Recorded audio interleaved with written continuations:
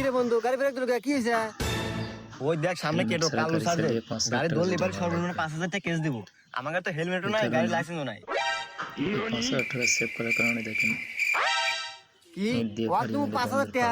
আরে ওর মতো কালো সাথে না বোকা বাঁধে না, ওয়ান টুর ব্যাপার। তুই খালি পিছে বয়, বাকি সব আমি দেখতেছি।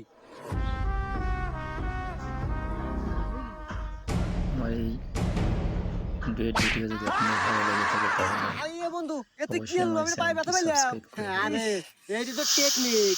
ওয়াকাস গেলে লাগলি 5,000 টাকা। এখন তো ওষুধের দোকানে ধরে না পাবো রেখিলাম 10টা ব্যাপার হারিয়ে যাবো। আর ওয়াকাস দা কমু ইমার্জেন্সি হাসপাতালে যেতেছি। টেনশন করিস না।